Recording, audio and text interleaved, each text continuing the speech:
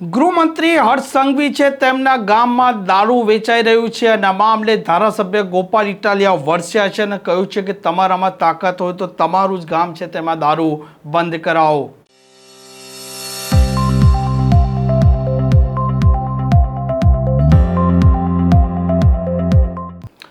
નમસ્કાર, આપ જોઈ રહ્યા છો હોટલાઇન ન્યૂઝ અને હું છું આપની સાથે તોફિક ગાંચી। ધારાસભ્ય જિગ્નેશ મેવાણી અવારનવાર આ રાજ્યમાં દારૂ અને નશાકારક પદાર્થોના મામલે આકરી ભાષામાં તે અવાજ ઉઠાવી ચૂક્યા છે અને આ વખતે તેમણે અવાજ ઉઠાવ્યો છે ગૃહમંત્રી હર્ષ સંઘવીનું જે શહેર છે ત્યાં જૂના ડીસામાંથી, અને તેમણે જાહેર સભામાં પડકાર ફેંકતા કહ્યું છે કે જે પ્રકારે અહીંયા જૂના ડીસામાં દારૂ વેચાઈ રહ્યું છે પરંતુ આ ગૃહમંત્રીનું જ ગામ છે તેમ છતાં અહીંયા પોલીસ દારૂ છે તે બંધ કરાવી નથી શકતી અને ફરી એક વખત તેમણે પડકાર ફેંકતા શું આરોપ લગાવ્યા છે તે પણ સાંભળો।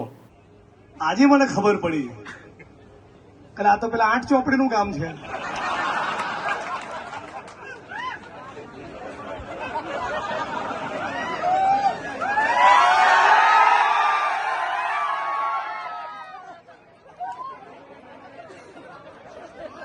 આટલો મોટો વિદ્વાન, આટલો મોટો જાણકાર, આવી પ્રતિભા, આટલો મોટો સ્કોલર એ તો આ જ ધરતીમાંથી પેદા થાય ભાઈ।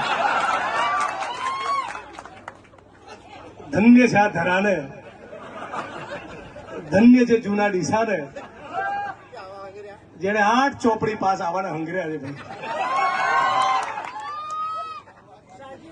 પણ મૂળ તો આ ધરતી એટલે હિન્દુ મુસ્લિમની કોમી એકતાની ધરતી, આ ધરતી ખેડૂતોની, પશુપાલકોની, શ્રમિકોની, તમામ જ્ઞાતિ અને ધર્મના ભાઈ બહેનોની આ ધરતીને, મારી બહેનો માતાઓને, આપ તમામને દિલથી પ્રણામ અને વંદન કરીને મારી વાતની શરૂઆત કરું છું।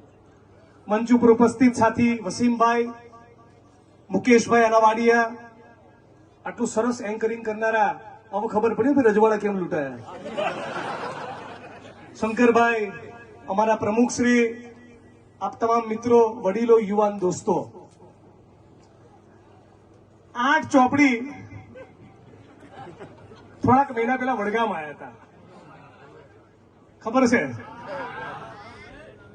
અને આમ નાક ફૂલાઈ ફૂલાઈને કહેતા હતા, અડધી રાતે જરૂર પડે તો મને યાદ કરજો। તો બોલો જૂના ડીસાના મિત્રો, તમને તમારા મા બાપના સોગન છે, આ હર્ષ સંઘવીના વતનના ગામમાં બધા જ કેમેરો બતાવજો, બોલો દારૂના અડ્ડા ચાલે છે કે નહીં? ચાલે છે કે નહીં? આ જૂના ડીસા હર્ષ સંઘવીના વતનના ગામમાં બોલો બેન દીકરીઓ, માતાઓ, દારૂના અડ્ડા ચાલે છે કે નહીં?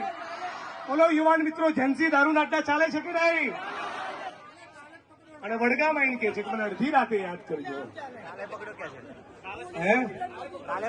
જે તમારા વતનની માટી છે એનું તો ઋણ ચૂકવ, પછી મારા મત વિસ્તારમાં એને ડાપણ કરજે। આ પ્રકારના સમાચાર માટે હોટલાઇન ન્યૂઝ ચેનલને લાઇક, શેર અને સબસ્ક્રાઇબ કરવાનું ભૂલતા નહીં। નમસ્કાર। આવા પ્રકારના વિડીયો તમને જોવા ગમતા હોય તો હોટલાઇન ન્યૂઝ ચેનલને લાઇક, શેર અને સબસ્ક્રાઇબ કરો।